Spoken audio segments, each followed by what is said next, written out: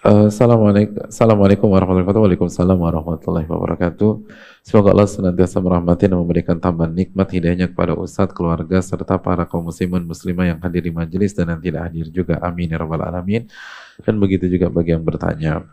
Ustadz, apa yang harus saya lakukan ketika orang tua saya seakan-akan menjaga jarak kepada saya setelah saya berhijrah ke jalan Allah?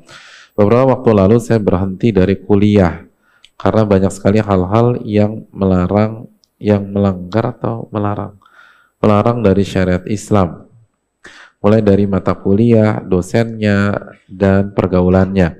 Saya menjelaskan kepada orang tua saya mengenai permasalahan tersebut dan orang tua saya masih sangat berharap saya melanjutkan kuliah. Sementara hati saya sudah tidak mau lagi untuk melanjutkan kuliah karena pergaulan di kampus saya melenceng dari syariat Islam. Maka dari itu ketika saya berhijrah, saya memutuskan untuk meninggalkan seluruh pintu-pintu dosa dan maksiat. Saya memutuskan untuk meninggalkan seluruh pintu-pintu dosa dan maksiat.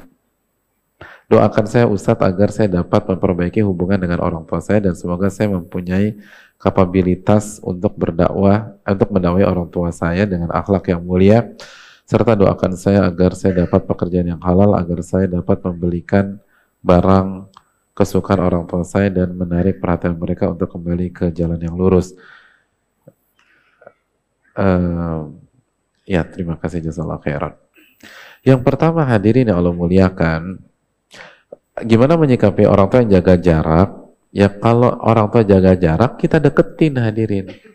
Kan misalnya dia jaga jarak kepada kita 100 meter, ya kita deketin jadi 50, jadi 40, jadi 10, ketemu deh. Kalau kita juga diam, ya nggak akan ketemu-temu. Jadi kita yang deketin.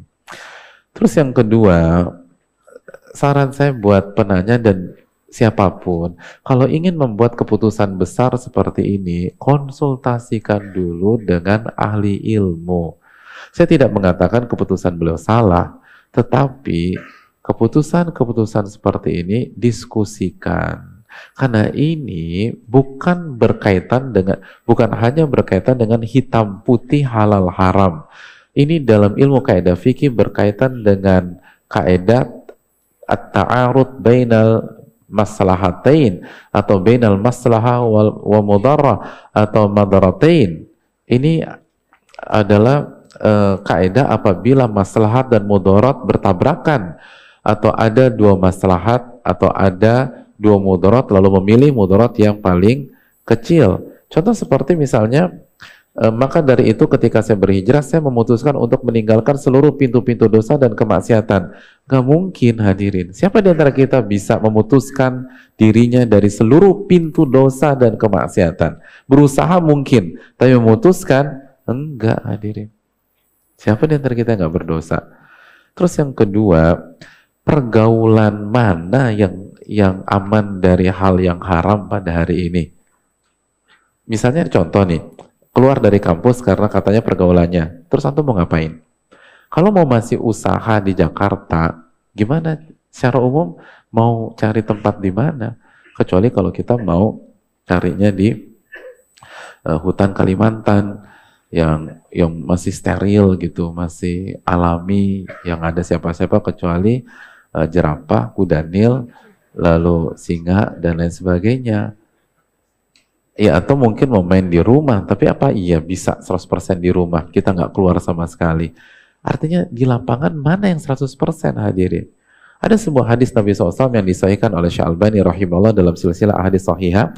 Nabi mengatakan begini, innakum fi zaman kathirun ulama'uhum wa qalilun khutba'uhum man taraka usyra hadha din halak. Kalian tuh di sebuah zaman, kata Nabi, yang ulamanya banyak dan oratornya yang hanya bisa berbicara tanpa ada isi, tanpa ada ilmu, itu sedikit. Barang siapa yang meninggalkan 1/10 dari agama ini, maka dia akan celaka. Jadi ini zaman ideal banget. Zaman ini levelnya tuh tinggi. Maka yang meninggalkan 1/10, dia akan hancur. Lalu akan datang sebuah zaman, kata Nabi, kathirun khutba'uhum wa qalilun ulama'uhum. Yang jago bicara banyak, yang benar-benar ulama sedikit. Man tamassaka bi usyri hadzal din naja. Barang siapa yang berpegang teguh dengan 1/10 agama saja, maka dia selamat. 1/10 selamat. Berarti gue udah kebanyakan nih. Gue mau turunin lagi sedikit. Loh hadirin. Jangan begitu banget lah. Jangan terlalu polos dalam berpikir. Yang pertama, ini untuk pihak lain. Khususnya di zaman fitnah. Untuk kita harus berusaha.